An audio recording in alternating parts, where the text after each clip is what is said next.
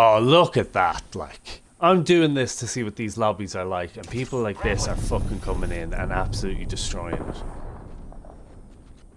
Kill leader with 12 because he's just been mowing people down like these teammates I have here who don't have a fucking clue. Well, lads, ladies, and anyone else watching, welcome to Well Lad. This is the SST here with a bit of something different for you with Apex Legends today. See, there's a glitch in the game at the moment that allows you to get into what are usually known as bot lobbies or level 1 lobbies.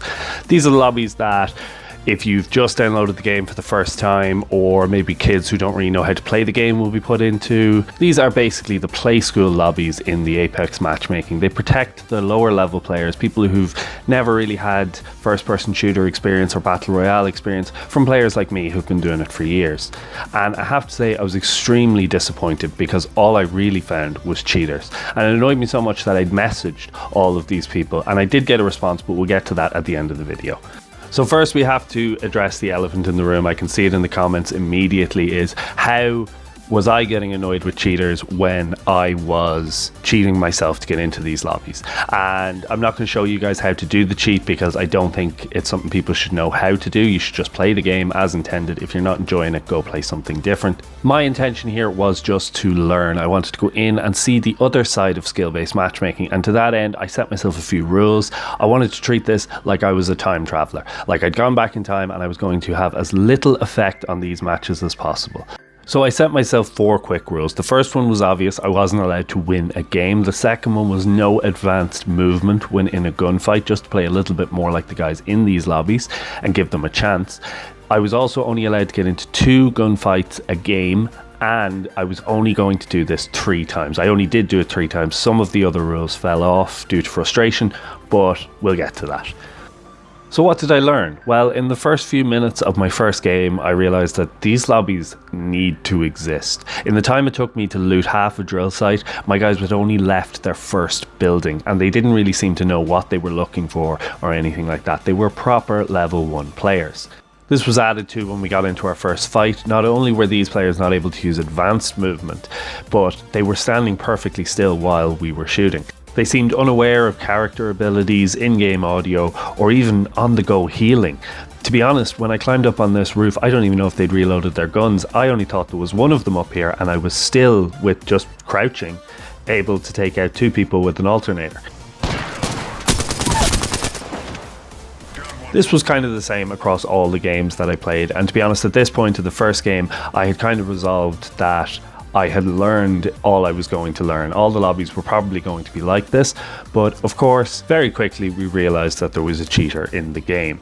So these were our champions on the board, but at this point the scoreboard was lighting up with a kill leader who had 15 kills, and when he did appear on the banners, it turned out he was level 6. Now this screams Smurf account. I didn't want to assume it. It could have been somebody who was just good at first person shooters who'd never picked up Apex before, and they'd be out of these lobbies in a few games.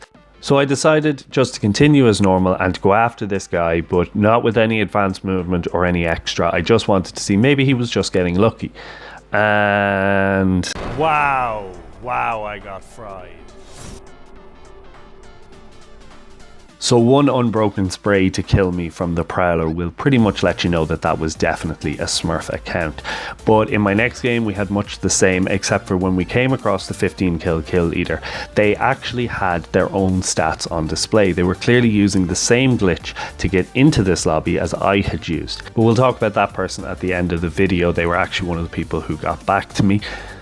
So at this point we were 2 for 2 on cheaters in the lower lobbies. Now I don't know if Apex has a way of bunching them together, but when we got to this point in my third game where there was 10 squads left and I had seen that the kill leader had 12 or 13 kills, I decided that my rules were going out the window. I was going to push every fight I could find in the hopes of finding these cheaters, but I also figured that if these low level players are having to deal with this all the time, that me helping them out seems only par for the course. They got lucky this time that I ended up being on their team. You might disagree with this decision, but as I said, these are basically the play school lobbies of Apex, and higher level players coming in here and stomping these players is no better than beating up a kid. So I figured I would act as the older brother in this situation and carry my guys to a win. Now for a second, just ignore the fact that I said it was like beating up kids and enjoy this montage. Infinite power.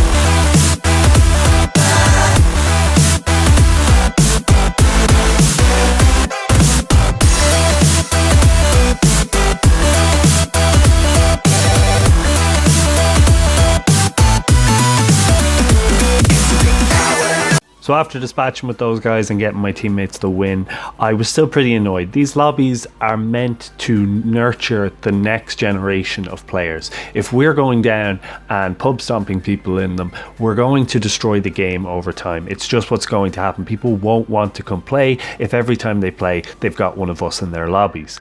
This was a massive problem in Titanfall 2 when new players just felt like they couldn't get any traction because the veterans would just destroy them every single game, and it meant that Titanfall just kept dropping and dropping in numbers.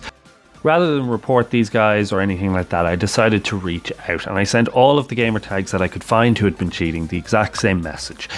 I'm making a video about bot lobbies and the glitch, just wondering your reasoning for doing it and how often you do. Name won't be in the video if you do answer, and this is why there is no footage from the second gameplay, to be completely transparent. The person who responded to me was from that gameplay and I promised them that their name would not be in the video.